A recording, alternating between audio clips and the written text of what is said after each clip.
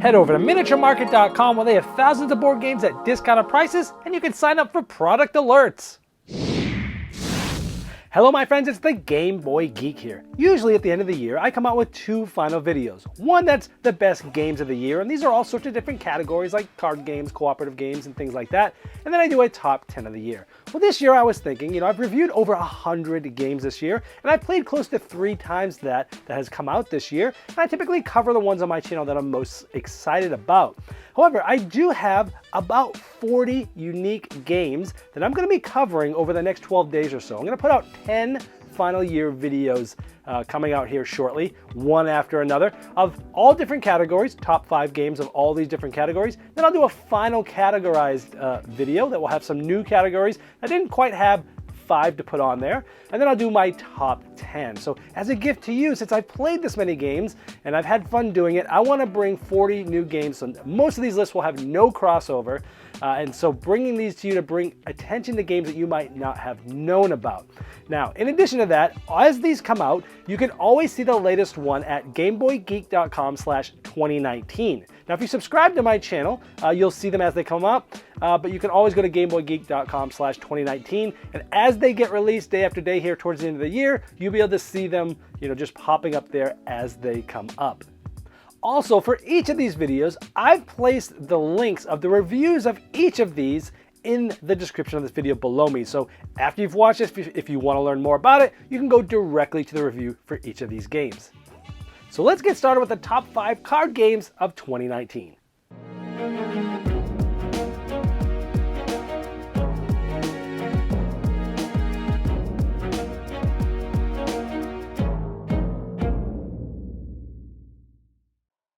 Number 5. Number 5 is from Bezier Games. It's called Silver Bullet. Now, Bezier Games came out with 2 games in this Silver world this year, Silver Amulet and Silver Bullet, and they're going to be coming out with some next year as well. This game is based off the sort of a card game, a classic game called Golf that I used to play as a kid.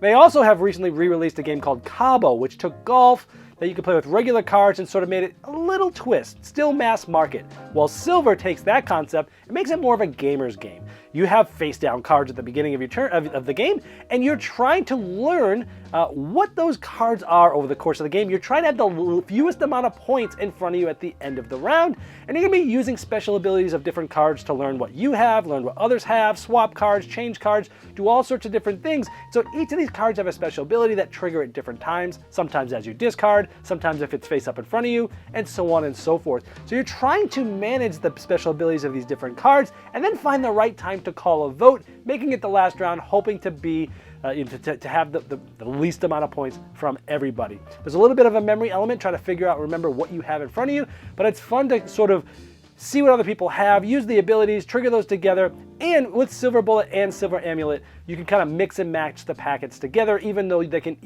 both be played on their own. So it's a fun sort of light strategy game. That's a fun card game that they've taken an original and made more of a gamer's game. And my number 5, Silver Bullet. Number 4. My number 4 is a game that soft released at Gen Con this year. It's from Thundergriff Games. It's called Hats. Now, this is a card game that is one of those games where after we played it multiple times with my game group, we went, wow, I've never seen a game that's this simple, yet I'm having a hard time wrapping my brain around what am I actually supposed to be doing? What are the strategies here? This game's very creative where, and the artwork in this game is awesome. It has all the different sort of fairy tales in there, like Aladdin and, 3 Little Pigs and such. And what you're trying to do is at the end of the game, certain colors of cards are going to be worth certain points on the board, and all of the cards that you have in front of you are going to be worth that much. But if there's multiple cards of the same color, well, only the smaller one's going to be worth it. And so you're trying to figure out how to get the cards in front of you that you think are going to be worth a lot of points, but everyone else is doing the same thing too. So it's one of those games that's like simple, but super thinky at the same time. Now, the 4-player game is a team variant, which is pretty cool, but this game definitely feels very different at 2, 3, and 4 players. They all feel very different, but they're all very interesting. If you're looking for that sort of easy to learn card game, but yet has quite a bite to kind of learn the strategies of it, Hats is definitely going to be one that you check out, because wow, it is quite mind-blowing. Even though it's super simple, it's like, hey, just score the points of the colors that's there. But how do you do that, you know? So it's very simple. The mechanics are easy. But wow, is it a thinker, and that's hats. Number 3. Number 3 is a game from Green Couch Games called Filler. The Filler game. Yes, that's it. Where you're filling pastries. This is a cool game where each of you is sort of a chef, and you're using a sort of a simultaneous action selection to pick up a card that's going to tell you how early you wake up. The earlier you wake up, the earlier shot you'll have at getting some of the cards, but you're also going to have to spend resources on those cards to get them. It's got multi-use cards. Sometimes you're using them for the time, sometimes you're using them for resources, but what you're trying to do is get cards that get you points, but there's also a set collection aspect where if you get each of the 3 types of sort of point icons, then you get extra points. Again, it's a pretty simple game, but wow, is it fun. You know, the whole guessing what other people are going to go for, watching what cards players are taking and kind of remembering what's the earliest time they have. Could I beat them if I really have to? And then, you know, when it's your turn and it's your turn to sort of pick a card, you can sort of like flip a card back on the pile and pick up all your discards. So it's not like a deck building game, but it's sort of a hand management game, because over the course of the game, you're getting these cards and adding them to your hand. And again, you're doing it either for like lower times or for the resources that you want. You're going to be playing those over the course of the game, but as you play them, you have less and less options until you finally pick them up and sort of skip your turn. So it's a really interesting game, has a great solo mode as well, and it's just a very clever design, works with a wide player count. It's one I enjoyed quite a bit. That's Filler. Number 2. Number 2, on any other year, probably would have been my number 1. It's Conspiracy Abyss Universe. Now, a while back, Bruno Cathala and Charles Chevier designed a game called Abyss. It was sort of a bigger card game. It's actually a board game with lots of cards, an underwater theme. Conspiracy Abyss Universe, picture this as just Abyss Pocket. It's a smaller version. It comes in a tin. I think it's coming out here like any day now in North America. December, it said. And what you're trying to do is draft cards to build an upside down pyramid. And you're scoring points by having the most pearls. Kind of like Longest Road in Settlers of Catan. Or you're scoring points by the highest valued number of each of the colors. So there's different underwater creatures you're gathering, but there's 5 different sort of colors that you're getting, and you're scoring points for the highest one in each color. You're also trying to build one big color that's contiguous, because each one of those is going to give you more and more points.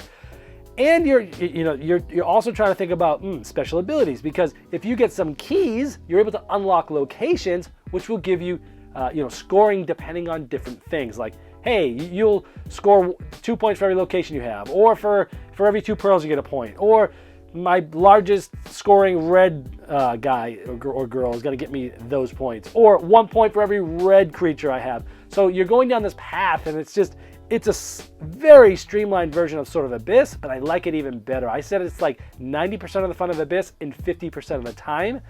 I've played this game more than 25 times at every player count, and I'm still not sick of it. And that says a lot for a small filler game.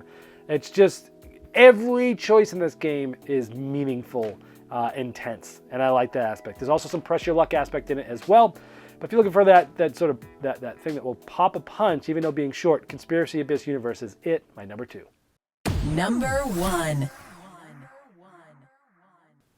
And my number 1 is a game that came out in 2019 in Europe, but not in North America. But I got a chance to play it just around Essen time frame, and I bought a copy from Germany. Actually, I bought multiple copies for me and my game group. And it's called The Crew. Now, in the German version, it's Die Crew, D-I-E Crew. And it's going to be coming out early next year in the first quarter by Thames and Cosmos.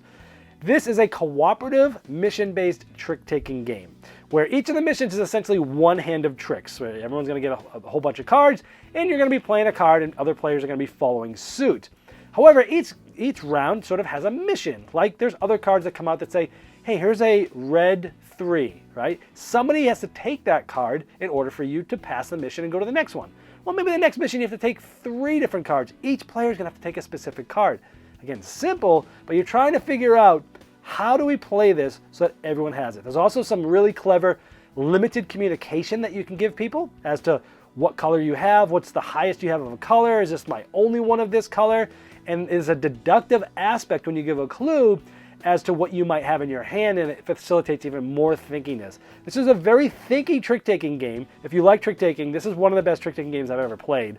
And the missions are very quick. There's 50 of them, and they're definitely replayable because every time you play the same mission, it's going to be a different puzzle because the cards are going to be dealt differently. This game is fantastic. It's one of my most played games of the year, and I've only had it for about a month. It's amazing. I wish it was out earlier here, but it's not. But it did come out in 2019, so I figured I'd put it on this list, and that is The Crew.